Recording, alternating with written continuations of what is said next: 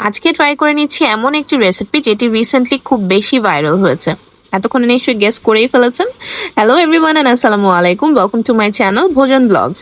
So আজকে দেখে এতক্ষণে বুঝেই যাচ্ছেন আমি কি বানানো ট্রাই করছিলাম। হ্যাঁ, এটা হচ্ছে ক্যারামেল মিল্ক চা। তো সেই জন্য ফার্স্টে যা যা নেওয়া প্রয়োজন সবকিছুই নিয়ে নিয়েছিলাম। চা পাতা, চিনি, দুধ।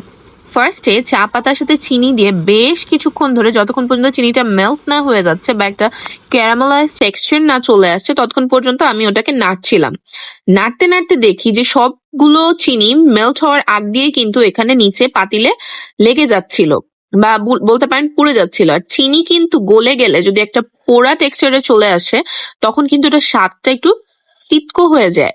তো যার কারণে আমি একটু ভয় পাচ্ছিলাম যে এটা কি আমার ট্রাই করাটা ভুল হলো কিনা। আরেকটা ভুল করেছি, সেটা হচ্ছে আমি ঠান্ডা দুধটা ঢেলে দিয়েছি, যার কারণে যেগুলো এখানে ক্যারামেলাইজড হয়ে গিয়েছিল অলরেডি, সেগুলো কিন্তু একদম আটকে গিয়েছিল পাতিলের সাথে। বাট পরে যখন আবার গরম হয়ে গেছে দুধটা, তখন কিন্তু আবার ঠিক মতো হয়ে গেছে।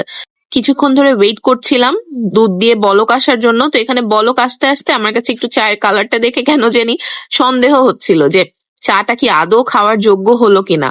বাট লেটার অন যখন আস্তে আস্তে করে আমি নাড়ছিলাম, it was giving a nice aroma. একটা ক্যারামেলের অ্যারোমা ঠিকই আসছিল, বাট টেস্টটা নিয়ে কিন্তু আমার বেশ সন্দেহ ছিল। পরে যখন নাড়তে নাড়তে ছেঁকে তারপরে হচ্ছে গ্লাসে করে পরিবেশন করলাম, ইউ গাইজ ওয়ন্ট বিলিভ, আমার লাইফের এত সুন্দর জঘন্য চা আমি আমার জীবনেও বানাই নাই, খাইও নাই। তো হ্যাঁ, বুঝতেই পারছেন বাসার সবাই খাওয়ার পরে কি মন্তব্য করতে পারবে। এতক্ষণ আইডিয়া নিশ্চয়ই হয়ে গেছে। So thank you so much for watching. এটা আমার জন্য নতুন একটি এক্সপিরিয়েন্স ছিল চা বানানো নিয়ে। তো আমি প্রেফার করব নর্মালি আমরা যেভাবে চা করে খাই ওভাবে খাওয়াটাই বেটার।